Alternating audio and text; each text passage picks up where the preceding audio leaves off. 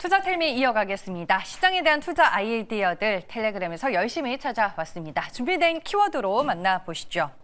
네, 올해 기술 수출을 목표로 승부수를 띄운 바이오 회사가 있습니다. 대표의 재미난 스토리라인까지 전해드리겠습니다. 대내외적으로 다시 원전의 시대가 오고 있습니다. 여러 종목들 중에서 레벨업 되고 있는 한 종목 살펴보겠습니다. 지상뿐만 아니라 지금 우주에서도 민간 주도의 시장이 열리고 있습니다. 주요 핵심 기업들 같이 정리해 보겠습니다. 네, 첫 번째 내용 시작을 할게요. 오늘 다시 바이오가 시장의 수급을 가져가고 있는데요. 한 텔레방에 지노맨 컴퍼니에 대한 자료들이 많아서 한번 같이 살펴볼까 합니다. 네, 오늘 새로 나온 뉴스나 재료는 없었는데 방이 이제 좀 아웃라인이 별로 예쁘지가 않아서 좀 크게 해서 자세하게 좀 보여드리도록 하겠습니다. 지난 16일에 나온 기사를 참고해서 보도록 하겠습니다. ADC 분야에서 두각을 드러내고 있는 지노맨 컴퍼니도 올해 공격적인 기술 이전 목표를 제시하고 있습니다.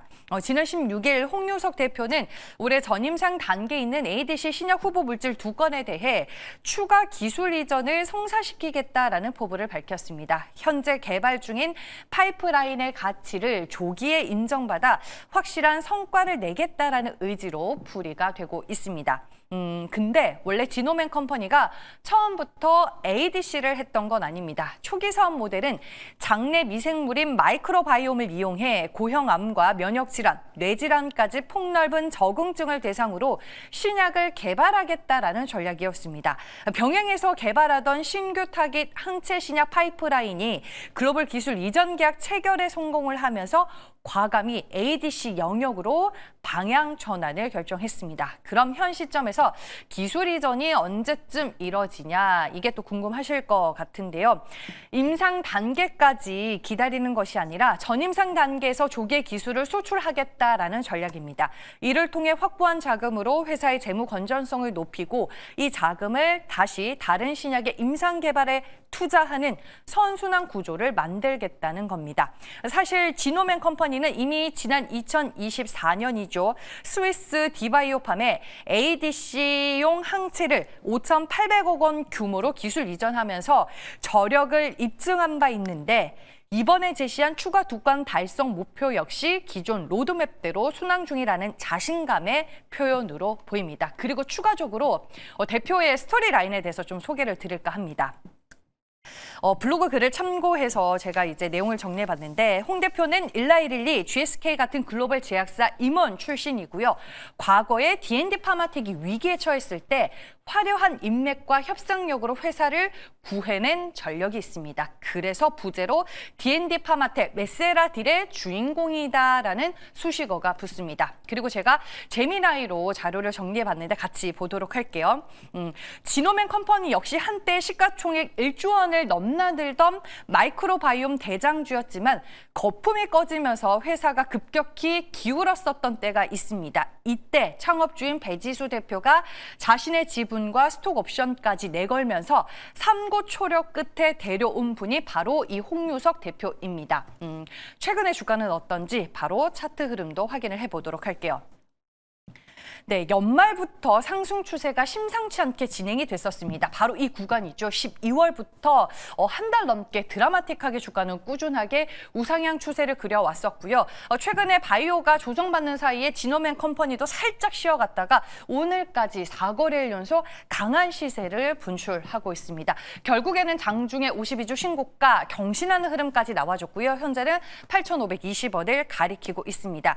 이미 기술 수출에 대한 기대감으로 주가가 많이 오른 상태다라고 볼 수는 있겠지만 딜 확정과 함께 기업 가치를 다시 한번 증명해낼 수 있을지 이게 앞으로의 관전 포인트가 될 것 같습니다. 다음 두 번째 내용 이어가 볼게요. 오늘은 그야말로 또 원전의 날입니다. 여러 원전주들 중에 한전기술에 대한 텔레방 코멘트 확인해 보겠습니다. 한전은 원전 쪽에서 설계를 담당하는 회사죠. 한전기술의 투자 포인트 첫 번째로는 고정비 레버리지를 꼽을 수가 있습니다. 체코 원전 수주로 이미 일감은 확보가 된 상태인데 한전기술 같은 설계 회사는 고정비 비중이 높기 때문에 매출이 얹어지면 이익이 급격하게 늘어나는 영업 레버리지 효과가 발생합니다. 즉, 들어오는 돈 대비 나가는 돈이 크게 늘지 않으니 마진이 좋아지는 구조가 만들어진다라고 해석을 해볼 수 있겠습니다. 두 번째는 국내 파이프라인 확장입니다. 정부가 확정한 제11차 전력 수급 기본 계획을 다들 기억하실런지 모르겠습니다. 2038년까지 신규 대형 원전 3개와 SMR 1기를 더 짓겠다라는 계획인데 단순한 계획을 넘어서 올해는 이 계획이 구체적인 발주로 이어지는 실행 단계에 진입을 하게 됩니다. 설계는 또 원전 건설의 가장 첫 단추인 만큼 한전 기술의 수혜를 예상해 볼 수 있는 부분이고요. 마지막 세 번째는 튀르키예입니다. 튀르키예 시노프 지역에 추진 중인 제2원전 프로젝트가 빠르면 올해 상반기 중에 사업자 윤곽이 나올 것으로 보입니다. 작년 말에 튀르키예 에너지부 장관은 한국, 미국 웨스팅하우스 그리고 UAE까지 참여하는 3자 협력 모델을 공식 거론하기도 했었는데요. 단독 수주가 아니더라도 수혜를 기대해 볼 수 있는 모멘텀입니다. 그리고 IM증권 이상원 애널이 지난 12월 초에 냈었던 한전기술 리포트 내용도 참고해서 같이 보도록 하겠습니다. 한전기술은 트럼프 대통령의 원전 확대 정책으로 많은 기회를 지금 얻어가고 있는 단계고요. 이미 미국 ARC사와 협력을 맺고 지금 북미 SMR 시장 진출을 위한 설계 기술 지원에 나섰습니다. 이게 이제 또 눈여겨볼 만한 대목이 있는데 4세대 원자로 기술이 또 한전 기술이 가지고 있는 기술력이더라고요. 이게 상용화되면 원전의 최대 난제인 폐기물 문제까지 해결하는 게임 체인저가 될 것으로 보입니다. 주가 같이 보도록 하겠습니다. 이 종목도 1월 들어서 심상치 않게 주가가 꾸준하게 상승을 했습니다. 네, 1개월 차트인데 보시면은 꾸준하게 올랐다라고 볼 수 있겠고요. 오늘 장중에 역사적인 신고가를 벌써 써냈습니다. 현재 구간에서도 9%대 강세 흐름을 유지하며 주가는 14만 6,100원을 지나가고 있는데 앞서서 설명드린 체코 원전 설계 그리고 미국 SMR 등 모멘텀이 많은 상황에서 추가 수주들이 어떻게 나오고 어떻게 진행되는지에 따라 주가 레벨업이 가능하다라는 평가를 시장에서 받고 있습니다. 마지막 내용입니다. 지금 뉴스페이스 시대가 활짝 열리고 있죠. 방산주도 우주로 밸류에이션 확장이 필요하다라는 텔레방 코멘트로 투자 아이디어를 같이 체크해 보겠습니다. 지금 흐름을 주도하고 있는 핵심 플레이어 5곳에 대해서 살펴보면 먼저 하나에어로스페이스가 있습니다. 누리호 기술을 이전받아 민관 주관 기업으로서 반복 발사를 성공적으로 수행하고 있고 현재는 2032년 발사를 목표로 하는 차세대 발사체 개발을 하고 있습니다. 특히 주목할 점은 메타엔진 기반의 재사용 로켓 기술입니다. 그룹 내 위성 제작사인 세트랙I와 연계해서 위성 제작부터 발사 서비스까지 이어지는 완벽한 우주 밸류 체인을 또 구축하고 있다는 점도 강점으로 볼 수 있겠습니다. 다음은 한국항공우주인데요. 차세대 중형 위성과 아리랑 위성 등 중대형 위성 본체 제작에 있어서 국내 독보적인 실적이 강점입니다. 최근에는 소프트웨어 쪽으로도 눈을 돌리고 있더라고요. AI 기반의 위성 데이터 분석 솔루션을 통해서 서비스 영역을 확장해 나가고 있습니다. 하나시스템은 잘 아시다시피 글로벌 기업 원웹과의 협력을 통해서 6G 시대의 저궤도 위성 통신망과 군용 통신 사업을 이끌고 있습니다. 특히 제주 우주센터를 거점으로 소형 위성 대량 생산 시대 본격적으로 열어가고 있고요. 위성의 눈이라고 할 수 있는 적외선 센서 등 핵심 탑재체 기술력은 타일 추정을 불허한다라는 평가를 받고 있습니다. LIG 넥스원은 사명 변경을 추진하면서 우주 기업으로서 정체성을 더욱 강화해 나가고 있고요. 마지막으로 현대로템도 있습니다. 올해를 우주 도약의 원년으로 선포했는데요. 기존의 강력한 지상 무기 체계 기술을 바탕으로 차세대 발사체용 메타 엔진과 추진 기관 개발에 박차를 가하고 있습니다. 이번 1월 말로 예정이 되어 있는 컨퍼런스 콜에서 우주와 관련된 사업 비전을 어떻게 제시하는지가 투자 포인트가 될 수 있다라고 텔미에서 말씀드린 바가 있습니다. 그래서 저는 이 방산주들 이름을 다시 지어봤습니다. 우주로 가는 방산주로 분류를 해봤고요. 오늘 원전주 강하고 바이오 쪽으로 수급 가고 있고 뭐 일부 대형주들이 지금 돌아서고 있는 상황에서 이쪽 섹터는 다소 약해 보일 수는 있겠습니다. 그럼에도 불구하고 우주라는 밸류에이션을 다시 한번 가져갈 수 있다는 점을 투자 포인트로 삼아보시길 바라겠습니다. 세 가지 이슈들 모두 살펴봤고요. 이제 MBN골드 최현덕 매니저 화상 전화 연결로 만나보도록 하겠습니다. 매니저님 안녕하세요. 네, 안녕하십니까. 최현덕 매니저입니다. 네, 매니저님은 오늘 시장에서 어떤 재료와 뉴스를 중요하게 보셨을까요? 네, 오늘도 시장 아주 잘 올라서고 있습니다. 오늘 코스피보다는 코스닥이 올라서고 있는 가운데 제가 계속해서 에너지 말씀드렸었는데요. 원전주 다 급등하고 있고 에너지 분야 기업도 다 급등하고 있죠. 그런 관점에 있어서 사실 이 휴머노이드 역시 결국은 체력이 있어야 휴머노이드 어떤 기능을 발휘할 수 있다라고 말씀드렸는데 그런 면에 있어서 배터리까지 같이 급등하고 있거든요. 그래서 관련 내용 좀 말씀을 좀 드려보고 그쪽에서 종목 하나를 또 하나 선정을 좀 해볼까 합니다. 일단 휴머노이드 관련 종목들이 최근에 이 액체를 만드는 기업들, 그러니까 관련 부품을 공급할 수 있는 기업들이 많이 올라왔는데 정말 많이 올랐다 보니까는 추가적인 상승은 좀 제한될 것 같습니다. 그런 반면에 결국에는 휴머노이드의 체력이라고 볼 수 있는 이 배터리의 중요성이 부각이 되고 있습니다. 일단 로봇으로 돈이 많이 몰리고 있죠. 지금 현대차, 보스턴 다이내믹스, 또 미국의 피규어 AI 이런 기업들도 어떤 이 밸류가 상당히 많이 올라가고 있는데 휴머노이드가 본격 양산으로 들어서기 시작하면은 사실 우리 한국 기업의 배터리 기업도 뜰 것이다 이런 전망이 나오고 있습니다. 왜냐면 어쨌든 강한 체력을 갖기 위해서는 강한 배터리가 필요한 건데 아직까지 전고체 배터리 상용화가 좀 안 되는 상황에서 지금 중국의 LFP 모델 같은 경우는 가격은 따지만은 이 성능이 좀 떨어지고 우리의 3원기 배터리 같은 경우는 가격은 좀 약간 비싸더라도 성능이 받쳐주기 때문에 3원기 배터리가 쓸 것이다라는 거고요. 특히나 ESS 같은 경우는 중국 쪽에서 수출이 폭발하고 있죠. 중국의 전기차와 ESS 전체 수출액이 650억 달러, 약 84조 원 정도 된다고 합니다.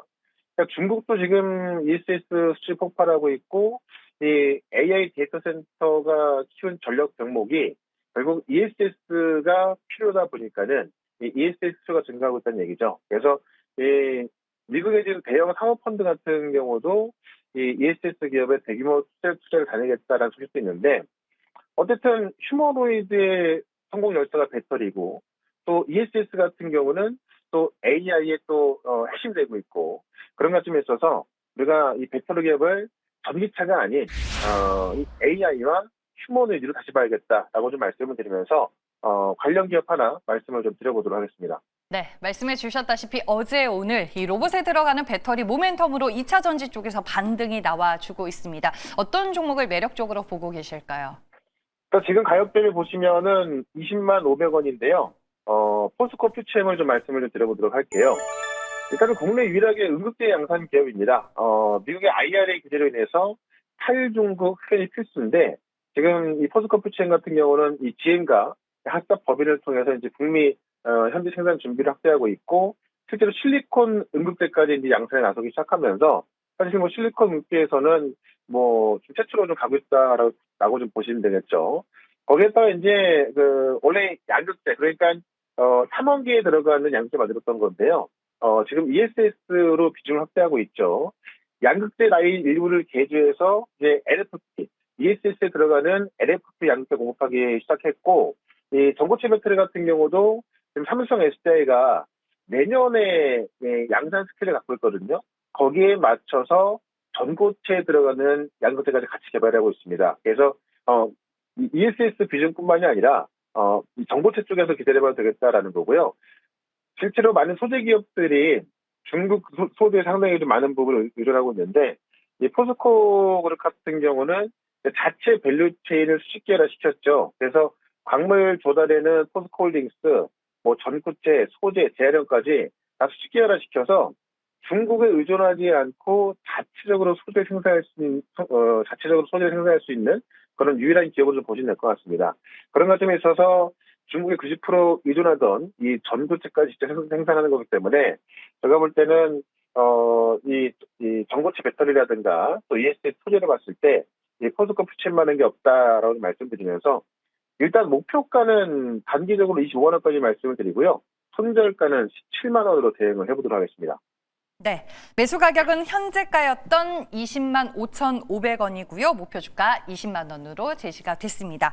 어제도 우리 기술 리뷰를 했었는데 결국에는 상한가로 마감이 됐었고 오늘 또 한 번 상한가를 달성하고 있습니다. 지난주 금요일에 소개해 주신 이후로 무려 지금 수익률이 68%에 달하고 있는데 리뷰 더 부탁드릴게요. 네, 우리 기술도 이제 지금 말씀을 드리고 나서 3일 만에 이제 급등하고 있는 건데요.